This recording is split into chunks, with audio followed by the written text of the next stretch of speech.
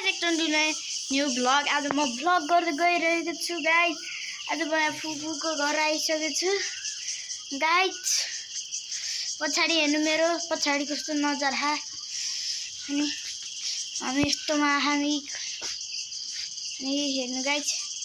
हामी यहाँ मासु पकाउन थियौँ क्या, त्यही भएर हामी हजुरले देखाउँछ है रुक्नु गाइज। यहाँ पछाडि गाइज यस्तो हो क्या झ्यालमान।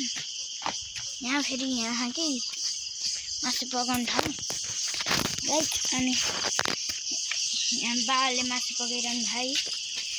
Hello guys. अनि हजुरले मासु देखाउँछ है रुक्नु। यहाँ त्यहाँ ग्रेभी देखा यहाँ है मासु गाइज। अनि आज मम्मीहरू उहाँ तल जानुभयो, म पनि जान्छु त्यतैतिर। वहाँ गएर हजुरले देखाउँछु होला सायद। मम्मीहरू कता जानुभयो होला गाइज। मम्मीहरू कता जानुभयो गाइज। हेर्नु क्या खतरा नजारा आयो फेरि यहाँको त उल्टो क्या खतरा नजारा आयो गाइज। र भागे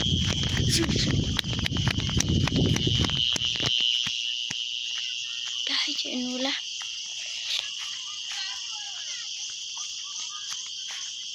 गाइज मसँग कि पटाका खाने हजुरले देखाउँछ गाइज। देख्नु गाइज क्या खतरा पड्किन्छ कि मेरो म पहिल्यै गाइज। मेरो पनि जिउरोवाला पटाका सिक्न मन लाग्यो भने जहिले सुके पनि के अरे उस गर्नु होला कि गर्नु होला। सिके बेसकारी त्यसरी नै गर्दै जानु। एक दिन कहिले सिक्नु होला, कहिले त म यहाँ हिँडिरहेको छु। यहाँ चाहिँ घर छ कि पछाडि घर छ। यही घर हो क्या मेरो ठुल्दिदीको। बाइक पनि हो कि। अनि उता पछाडि आमाको घर उता फेरि हामी चाहिँ यहाँको कि हजुरलाई गाइज। यता हेर्नु तिनवटा टिभी, 1 2 तिनवटा टिभी हेर्नु त गाइज। तिनवटा टिभी। यहाँ बाइक छ।